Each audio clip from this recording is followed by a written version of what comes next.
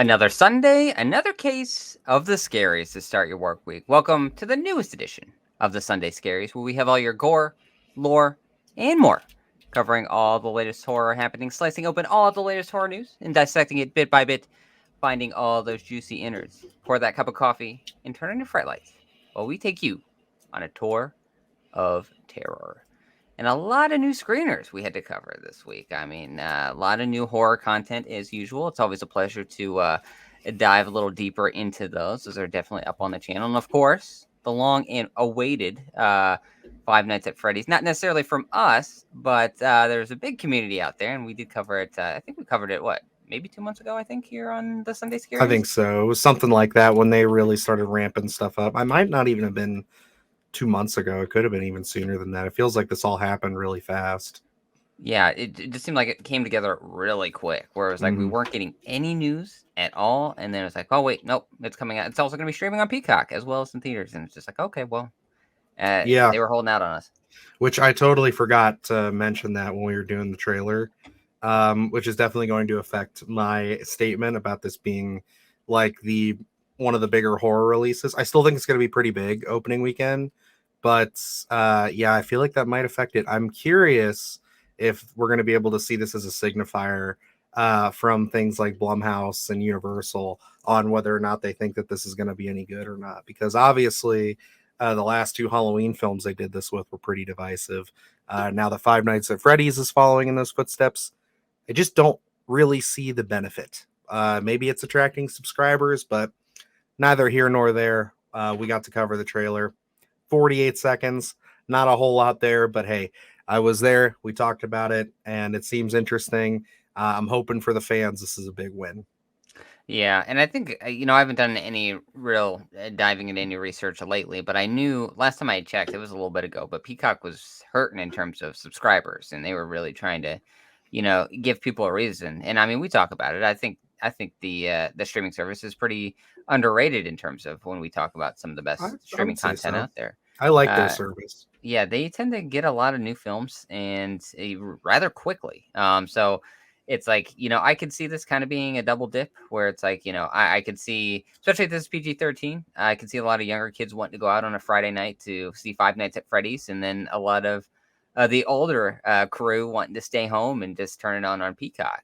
So I think it's kind of pleasing a wide range of audiences where I think this is probably going to hit.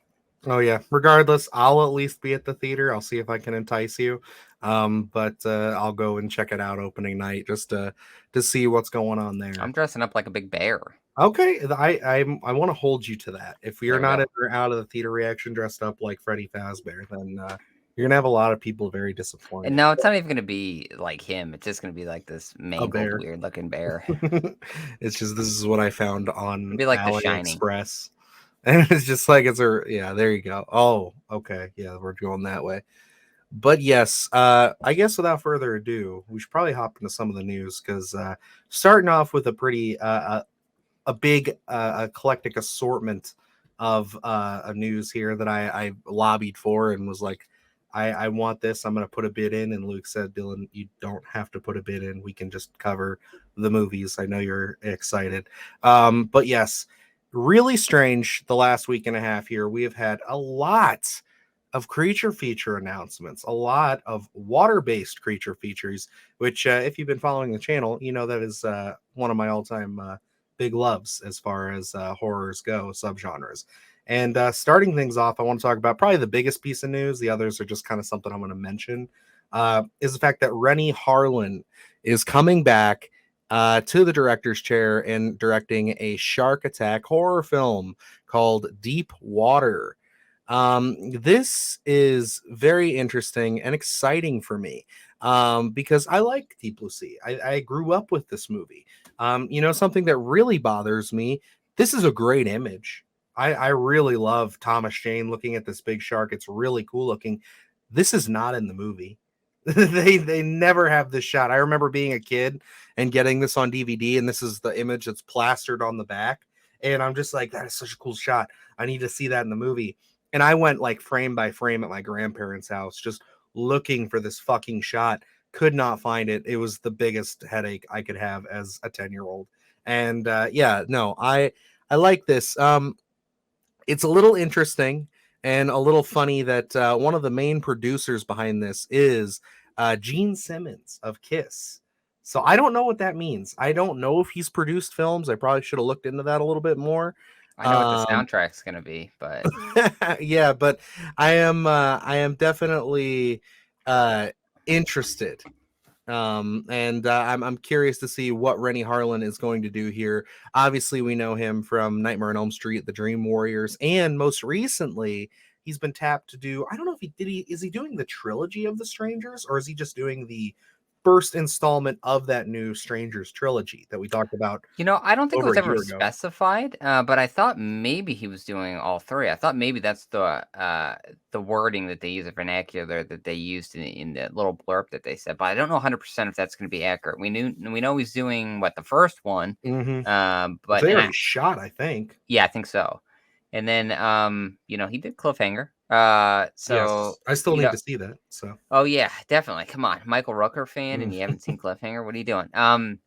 But this we all know my kind of creature feature, depending on what it is. I would say my interest is mild at best for most things. I think Deep Blue Sea, not my cup of tea. I think Dylan did build it up pretty heavily before I watched it, and that was so my I fault. think my expectation was higher. I'm never a real big fan of heavy CGI things as well. So it didn't really, hit for me. I'm definitely intrigued to see what he's going to bring here, though. I think he's a great action director, and obviously, as we saw with Dream Warriors, he can add that horror into it as well. So I definitely want to see what he does here. It's one of those things where I think we talk about it, where especially when we just watched The Black Demon, we're always searching for the next great shark film, and Oh yeah, they're few and far between. As unfortunately. this news came out, I was looking up best shark movies of the past 30 years or whatever. But I mean, there aren't that many. So as long if we're opening up the catalog of these shark films, I think this will be interesting to see him kind of come back and jump on the horse once again and see what he brings to the shark horror genre. Yeah, and I think that one of the bigger reasons why this has stuck out to me so much as needing to be talked about is just because we get a lot of these creature feature announcements, and honestly there was a lot of news this week that we could have chosen, but Renny Harlin's the big selling point for this, because I mean, say what you will about his most recent endeavors, like I just looked on his IMDb, and yeah, he hasn't been doing a whole lot of amazing work over the last few years, but I mean, The Strangers could be a big comeback for him, and then following it up with him going back into the deep with sharks. I mean, yeah, Deep Blue Sea, say what you will. I know you're not the biggest fan, but I mean, there's a lot of people who regard that movie as a fun popcorn flick. And I think that's all it really is. I mean, you got Thomas Jane and LL Cool J, Stellan Skarsgård's in there, Samuel Jackson. You got so many high profile actors for the time. And unfortunately for you, we will be covering that one on the podcast again at some point, just because it is so close to my heart. It's like Jaws and this. I kind of look at this as Jaws is like the American Werewolf in London, as to where this, I'm not going to say Silver Bullet, but this is more like The Howling to me, where it's like some people love it, some people are just about it. But I still think that with the practical effects being so quality in this and just the concept alone, it's a lot of fun. I catch myself throwing it on every couple of years. I wanted to, and just for the sake of time, just also mention that not only do we have this, but a day later, it was announced that we have The Devil's Mouth from Fantasy Island director Jeff Woodlow. And I had no interest in Fantasy Island, and I heard it wasn't great. But hey, it's another shark movie, and here's the write up for it if you guys want to see that one too. This is not a picture from the film, but it does look pretty intriguing to me. But it is something where these guys are also going to have an upcoming shark film. There is no real signifier that this one is going to be in theaters. But I believe the Renny Harlin one is slated to hit a theatrical release. So this one could be like direct to streaming. But not only do we have sharks to contend with, but we also have alligators are getting a nice little resurgence here with the Bayou coming from the 47 meters down producers, who are also making another shark movie in and of themselves that was announced a few weeks ago. I think we covered it. I forget what the title is, but if you go back a couple episodes, I'm sure you can see it on there. And then not only just that, but early last week, it was announced that we were getting The Flood with a poster here, which this one seems to be coming out relatively soon. So yeah, I think one of them has a July 14th release date or something like that. Yes, you're right, July 14th, and that is going to be theaters, on demand, and digital. So this one probably is what it is. It looks like it's going to be in some kind of a jail or a prison, which is kind of cool. But I mean, this definitely erring on the side of caution. It's a good poster. But yeah, if I had to put my money where my mouth is on any of these, I'm going to say Deepwater with Renny Harlin and the Bayou have the best chances of being something interesting. Yeah. I was a big fan of Crawl, Crawl is and great. Yeah. I think as soon as The Flood here, the poster came out, I think a lot of people were kind of just you make that comparison. It's gonna be Twitter just lit up with yeah. like, we already saw this movie. Like, And it's like that the concept is, original enough. I think that you can kind of spin it to have an alligator with I think it's prison guards and prisoners during this flood. So, it's one of those things where it doesn't really, catch my attention. Not necessarily. Like you said, I think the Bayou probably has the best chance. I did see in this one, I believe some of the special effects are going to be done by the people who did Jeepers Creepers Reborn. So I don't know really, it threw me off when it was like, okay, 47 meters down. Okay. They have some people backing this that, have been, in the space already. And then when I saw that, it's like, as soon as you see a bolded Jeepers Creepers Reborn, it just, gets you, gets you hesitant a little bit. So and that was for the 47 meter, the Bayou. I thought so. I don't see that on the article Or here. maybe I'm getting it confused with the flood. It was one of them, I I'm believe. I'm checking, but I'm gonna let you know. But yeah, keep. I mean, yeah, that is concerning to Yeah. say the least, because those special effects were absolute dog shit. C2R Jeepers Creepers Reborn review on that. And yeah, Luke, hint hint, you may get a chance to experience that in the coming months. But yeah, I'm also gonna check to see if it might be. No, I'm not seeing that here, but I would not be surprised. I'm not gonna put it past them. But again, like I said, the main hit for me here on this story was the Renny Harlin stuff. Again, that's pretty cool. That's promising. I'd really like to see him come back. A lot of people online were also saying, on Twitter and everything, we really hope that he opts for practical effects again, because he did Yeah. really great with it. I would love to see that. I don't think that that's going to happen just because of the day and age we're in, and I don't think this movie's going to have as big of a budget as Deep Blue Sea had for the time. But hey, we'll see. I'll cross my fingers. Maybe they'll pull some of these sharks out of storage, because even going back, they look damn good in a lot of those shots, man. They look very solid. But yeah, I had to gush, guys. I had to get it out there. I had to stake my claim and be like, we got to talk some creatures in all that weird shit And that I sorry love to cut talking you about. off. It is the Bayou, who does have Jeepers Creepers Reborn. It's a Koala FX, a Um, UK um, visual effects outfit. They did Jeepers Creepers Reborn as well as that film Fall. oh, okay. They will be handling the Bayou's FX as well as monster creation. Okay, well, we'll see, man. Jeepers Creepers, not great, but I don't think an alligator is that hard. Maybe you guys can do it, but yeah, that's rough. Was that in another article they did like a follow up Yeah, on? yeah. Okay, gotcha. That was Yeah, not bloody disgusting. That was Deadline. okay, gotcha. That makes sense. Yeah, we get it happens all the time where I mix things all day long. But yeah, speaking of big news stories and kind of two-parters here. We got another one with one of our favorites, of course. We have to talk about him.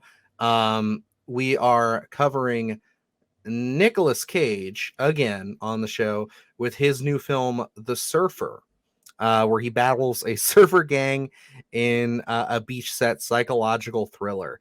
I mean, you just hear that concept in Nicolas Cage, and in my mind, I'm thinking this can go one of two ways. I'm really crossing my fingers that this is just wild and fun, and very just out there and interesting.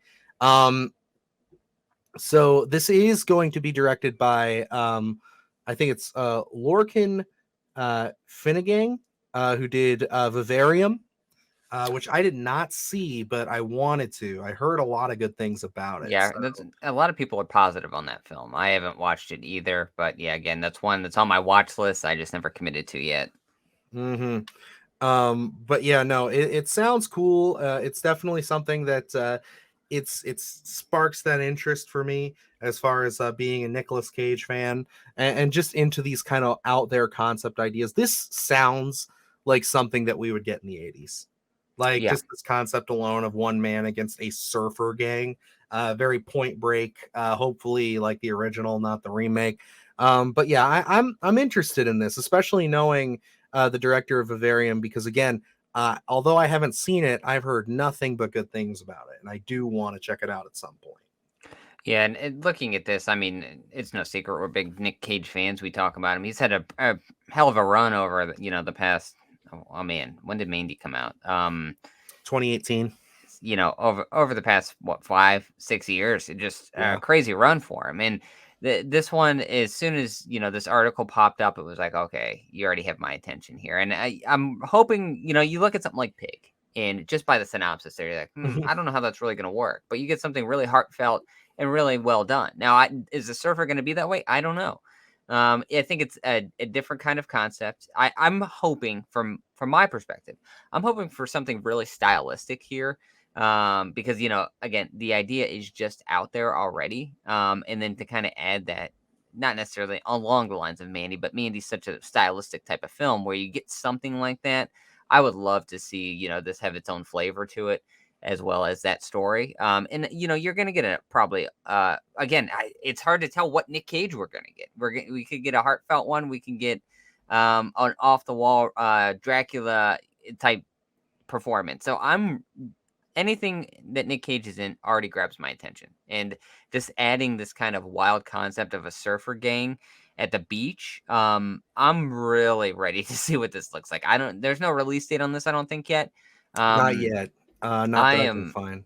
I really want to see what they're going to do here, and especially because I think Vivarium is a little, conceptually wise, is a little off the wall. I think I don't know 100%, Mhm. but I thought it was something a little different. So, It's um, very strange from everything that I've heard. It takes a lot of twists and turns. So it's like for this one, I feel like they're gonna bring that flavor here, where it's like, yes, that little synopsis is gonna catch your attention, but as soon as you sit down and you watch this film, I think it's gonna be just a completely different medium than what we're expecting. Absolutely. And like even the synopsis here is in The Surfer, when a man, Cage, returns to his beachside home in Australia many years since building a life for himself in the US, he is humiliated in front of his teenage son by a local gang of surfers who claim strict ownership over the selected beach of his childhood. Wounded, the surfer decides to remain at the beach, declaring war against those in control of the bay. But as the conflict escalates, the stakes spin wildly out of control, taking the surfer to the edge of his sanity. So yeah, it definitely out there concept. I feel like this is something that somebody was just sitting on a beach, probably Lorcan was sitting on a beach and just thought, what a wild idea this would be, and then just spun it and spun it and spun. And now he's here. He got Nicolas Cage involved, and even says in the article that this Nicolas Cage is the perfect actor for this iconic role that will undoubtedly deliver a tour de force performance. So, I genuinely think that this is to catch his attention and get him on board. It's going to be kind of in that same wheelhouse of the more interesting, more introspective stuff we've gotten with like Pig and Mandy and Color Out of Space recently kind of stuff. So I'm very much looking forward to this now. I hope we don't have to wait too long. I'd imagine we'll probably be maybe seeing this around this time next year. And that's where it's like I love Nic Cage as an actor just because he's not afraid of these very different type of roles, and I think he's really built this kind of cult following in a sense where a lot of people that weren't really following him had seen him pop up in Renfield and were like, oh well, we haven't seen this guy in ages, but he's been really doing some lovely work over the past 5 years, and he really does have that cult following, not just we're a horror podcast. He's well ingrained in the horror community as we speak. Absolutely. But that's not the only little piece of Nic Cage news. Nothing we're going to talk too heavily about. But it was also announced shortly before this. I want to say this was yesterday, and The Surfer was today, I think, as of recording this. And Nicolas Cage is coming to Dead by Daylight on July 5th as a playable character. That's fucking insane. He's definitely become an icon in the horror space recently.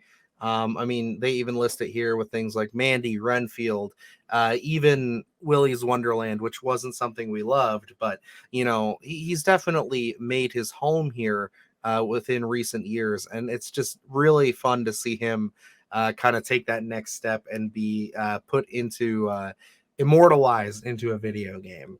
So here's the article for that. I've played Dead by Daylight. It's fun. Those kind of asymmetrical, you rely on other players to kind of be the bad guy and the good guy kind of thing. For me, they're tough. I have a hard time getting into them unless I have a big group of friends, which is why, like for the Texas Chainsaw Massacre game and Killer Clowns, I'm hoping we can get a nice little group of people to play it on the channel here. Hopefully, you'll have your PC by then ready to go for that, and then we'll be able to play them. But yeah, I like this, even though I may never play as Nic Cage in this game. I think that this is a big win for horror fans.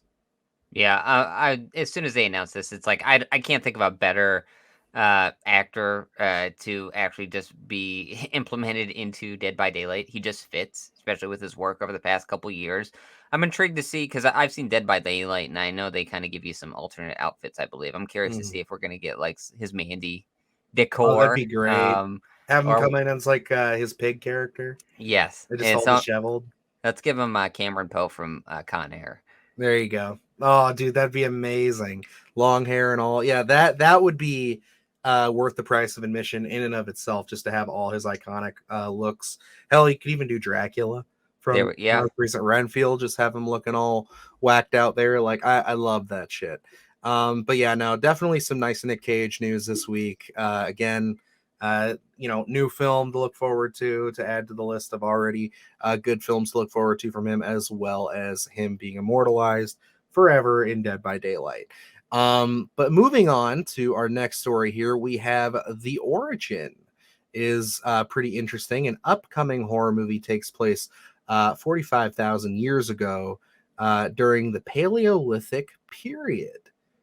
So this is kind of an interesting concept. I saw this pop up and I was like, well, that is something. That's something I don't think we've really seen before. Horror set there. Normally you get a lot of these things where it's like it's dinosaurs and stuff like that. You see things that are kind of like 65 where it's like, yeah, we're gonna set it in the past, but it's gonna be like, that. But this is pretty unique to me. It comes from Bleecker Street Pictures and is set for a fall winter 2023 release. So I'm in. I mean, I want to see more from this. But this definitely sounds like something that would be right up my alley. I just need to see more from it for sure.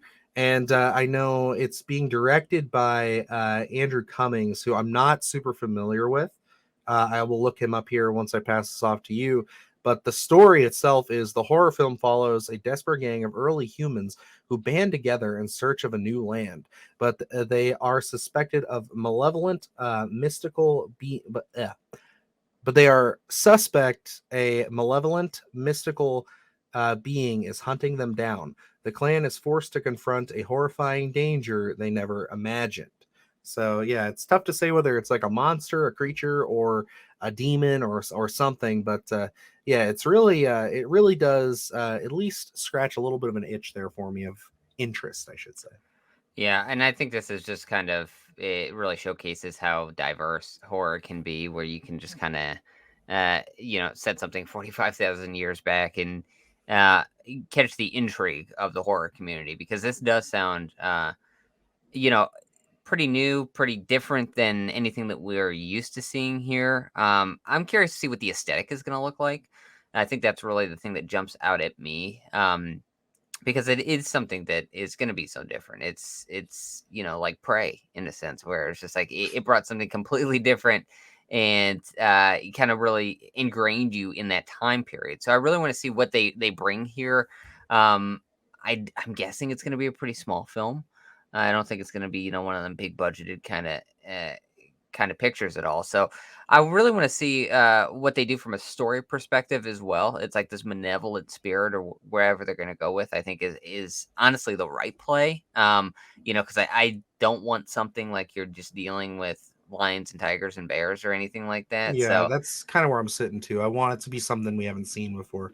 yeah, and I think kind of injecting that kind of spiritual element into this, I think is going to bring something unique to the space.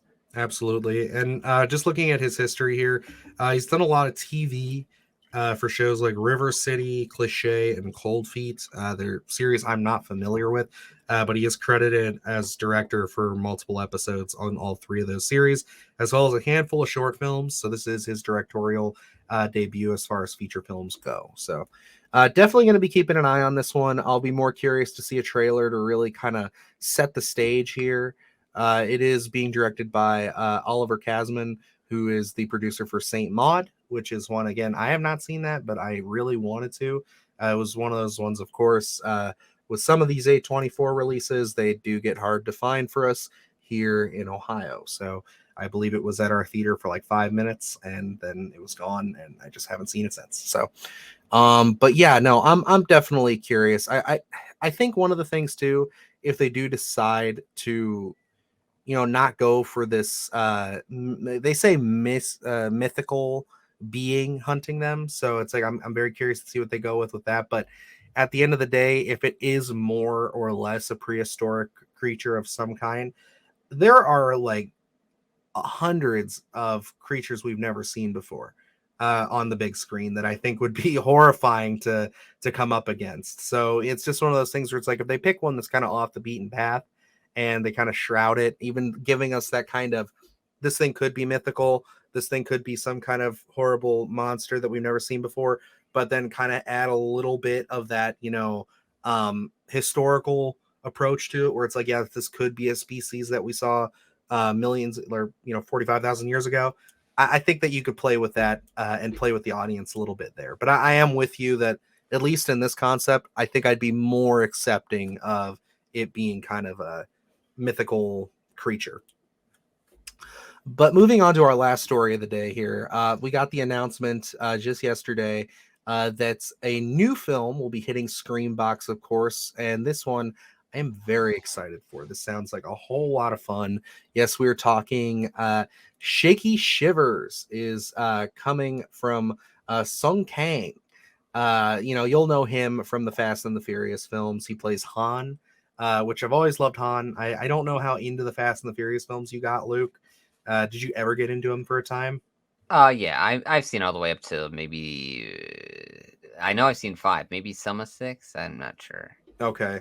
Yeah, I it's that tradition my dad and one of my friends have. We go see him. The as we're recording this, the new one has come out this weekend. I haven't seen it yet, but I'm probably gonna go check it out next weekend for Memorial Day. Just get to the theater and see it. I don't have high expectations, but I do like Han as an actor. I think that his character is cool.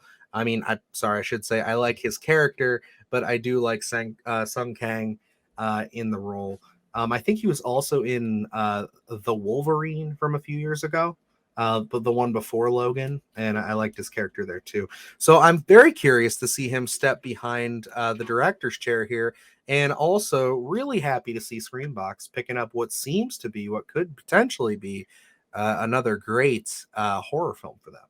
So I'm very much looking forward to this. Yeah, this one, it's going to be no secret that me and Dylan are championing this one as soon as we saw this one pop up.